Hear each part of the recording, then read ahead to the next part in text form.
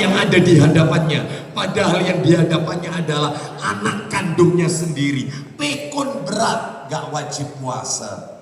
Beda dengan pikunnya, pikun gak berat, atau mungkin pikunnya atau hilang akalnya itu musiman. Ramadan sampel misalnya, Idul Fitri waras. Nah, kayak begini nih gak ada. Yang seperti ini nggak ada. Kalau sudah gila ya gila, hilang akal hilang akal. Maka yang seperti ini tidak terkena kewajiban puasa. Sebagaimana Nabi bersabda, rufi al qalam an salasatin, pena itu diangkat oleh Allah. Artinya tidak tertulis dosa, yaitu 3 orang. Salah satunya adalah anak kecil, orang gila, dan seterusnya. Baik, sekarang yang kelima, yang tidak wajib berpuasa mendapatkan keringanan, musafir.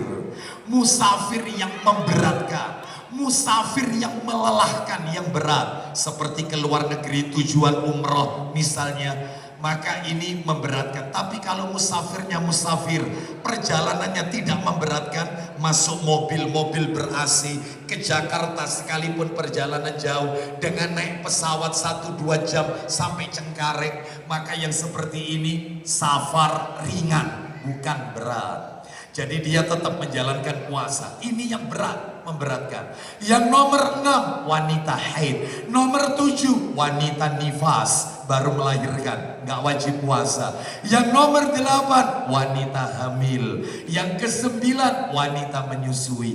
Yang ke-10, mereka yang berlainan akidah dengan kita, non muslim, orang-orang kafir, mereka tidak terkena beban kewajiban syariat untuk puasa. Itulah 10 orang yang tidak wajib puasa. Kembali ke materi kita, 5 amalan yang hanya ada di bulan Ramadan. Saya sudah sebut 1, puasa. Nomor 2, amalan yang hanya ada di bulan Ramadan adalah, yang kedua, sholat tarawih setelah sholat isya. Selain Ramadan nggak ada. Selain Ramadan tahajud. Di bulan Ramadan tarawih. Mana dalilnya? Dalil Rasulullah Sallallahu Alaihi Wasallam. Beliau bersabda, riwayat Bukhari. Apa kata Nabi? Man qama Ramadana imanan wahtisaban ghufira lahu ma taqaddama min dambihi. Barang siapa yang melaksanakan sholat di malam Ramadan, man qama, siapa yang berdiri di bulan Ramadan, maksudnya sholat tarawih di bulan Ramadan, imanan wahtisaban, karena iman dan mengharap pahala di sisi Allah, maka Allah ampuni dosa-dosanya yang telah lalu. Apalagi Nabi juga pernah bersabda, riwayat Abu Dawud. Apa kata Nabi? Innar rajula idza shalla ma'al imam hatta yansarifa husiba lahu qiyamul lailatin. Barang siapa yang sholat tarawih bersama imam sampai imam selesai, berarti sak witirnya, berarti sampai witirnya imam, maka orang itu mendapatkan ganjaran pahala seperti orang yang melakukan ibadah semalam suntuk, semalaman. Bisa jadi orangnya setelah tarawih dia tertidur, dia tidur beristirahat, tapi dia mendapatkan ganjaran seperti ibadah semalam penuh, karena sholat bersama imam sampai imam kelar, sampai imam selesai. Itu amalan nomor 2 yang hanya ada di bulan Ramadan. Amalan yang ketiga adalah yaitu membaca Al-Quran. Loh, memangnya di luar Ramadan tidak ada baca Quran? Ada. Maksud saya perlu Bapak Ibu ketahui, Al-Quran itu turunnya Ramadan.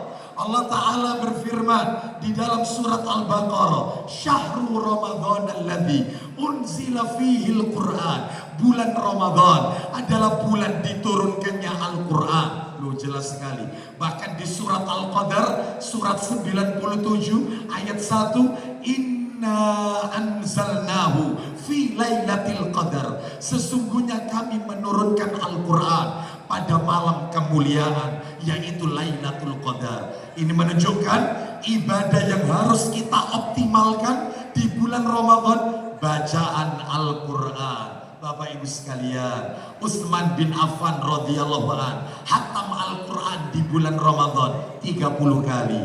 Qatadah Qatadah, seorang tabi'in, beliau di bulan Ramadan hatam Quran 3 hari sekali. Khusus ketika 10 hari terakhir Ramadan, setiap malam hatam Al-Quran. Itulah Qatadah. Beda lagi dengan Imam Syafi'i rahimahullah, yang konon katanya negeri kita mazhabnya mayoritas Syafi'i. Nama aslinya Imam Syafi'i rahimahullah adalah Muhammad bin Idris rahimahullah. Beliau hatam Al-Quran dalam bulan Ramadan sebulan, yaitu 60 kali khatam. Imam Syafi'i rahimahullah. Baik, ini menunjukkan Ramadan bulan Al-Quran, bulan mengoptimalkan bacaan Al-Quran. Yang keempat, Bapak Ibu kaum muslimin dan muslimat rahimani wa rahimakumullah, yang keempat yang hanya ada di bulan Ramadan adalah Lailatul Qadar.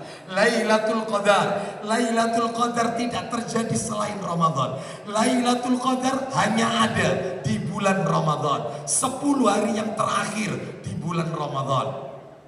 Allah berfirman di dalam Al-Quranul Karim, yaitu di surat Al-Qadar ayat yang ketiga dan ayat yang keempat. Lailatul Qadri khairum min alfi syahr. Lailatul Qadar, satu amalan, satu malam yang lebih baik daripada 1000 bulan. 1000 bulan sama dengan 83 tahun kurang lebih.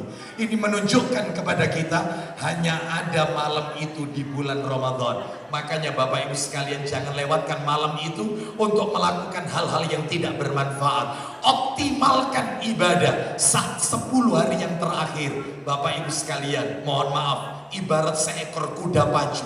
Coba panjenengan lihat kuda pacu, perlombaan yaitu kuda. Anda lihat, semakin kuda mendekati garis finish, bukan semakin loyo. Tidak ada ceritanya kuda mendekati garis finish semakin loyo. Justru semakin mendekati garis finish, maka dia semakin kencang. Begitulah kita semestinya. Semakin mendekati garis finish Idul Fitri, maka semakin optimal. Pak, Bu, maaf, Rasul sebelum beliau meninggal dunia, di akhir hayat beliau biasanya iktikaf 10 hari.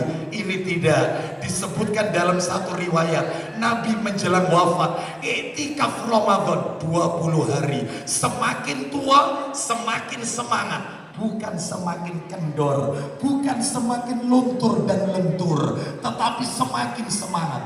Itulah Rasul sallallahu alaihi wasallam. Semestinya kita umatnya mencontoh beliau sallallahu alaihi wasallam.